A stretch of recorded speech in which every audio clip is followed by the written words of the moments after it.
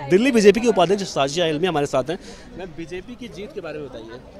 जी, बहुत ही ऐतिहासिक ये जीत मैं मानती हूँ और क्यों मैं इसको बताती हूँ आपको।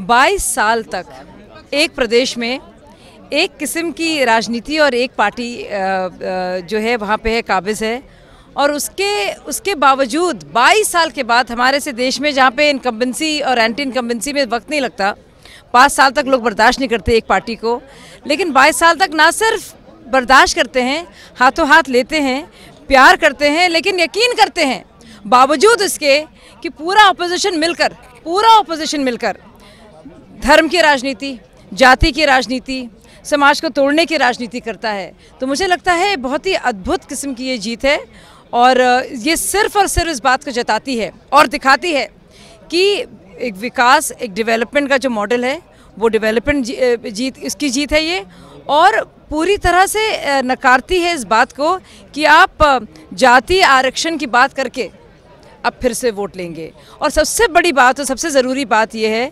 कि जो प्रधानमंत्री की जो तमाम योजनाएं रही हैं, उन तमाम योजनाओं को लोगों ने पसंद किया है, और उनको यकीन है, एक विश्वसनीयता है कि ये एक इंसान है और ये उसकी टीम है जो हमारे सेवक हैं, जो हमारे लिए काम करेंगे, और इस यकीन को कोई तोड़ नहीं पा रहा है। वो यकीन इतना शानदार है और इतना ज़बरदस्त है कि उसी की जीत है। ये सिर्फ लोगों के यकीन और एतमाद की जीत है, जिनको लगता है कि ये जो हमारा प्रधान सेवक है ये अच्छा करेगा और हम उसके साथ रहेंगे। जिस तरह से नतीजे आए हैं उसको देखकर तो यही लगता है कि गुजरात के जो व्यापारी जीएसटी का विरोध कर रहे थे, अब वो जीएसटी मतलब पसंद कर लें जीएसटी को। आप देखिए, जीएसटी इम्प्लीमेंटेशन जीएसटी को लेकर नहीं है, और जीएसटी को लाने में सब पार्टियों का हाथ रहा है। तो बहुत गलत बात है कि राहुल जी ऐसे मज़ाहिया और बचकाने इस तरह के व्यंग करते हैं, गब्बर सिंह टैक्स वगैरह कहते हैं। आप ही लोगों का मजाक उड़ाते हैं, और आप खुद उस पूरी प्रक्रिया का हिस्सा रहे हैं, क्योंकि पार्लियामेंट में पारित हुआ है, सब पार्टियों से मंजूरी लेकर ये पारित हुआ है। तो बहुत अफसोस की बात है कि राहुल गांधी ऐसा कहते हैं, लेकिन जीत हुई है इस बात की कि देश के हित के लिए, तमाम वर्गों के हित के लिए बहुत ही स्ट्रॉन्ग डिसीजंस अगर लेने को कोई पार्टी तैयार है तो वो ये पार्टी है।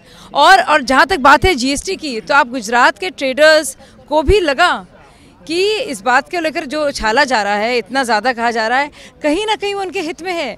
तो प्राइम मिनिस्टर के इकोनॉमिक एजेंडा को भी इंडोर्स करती है ये जीत कहीं ना कहीं, और उनकी योजनाओं को और उनके इम्प्लीमेंटेशन को।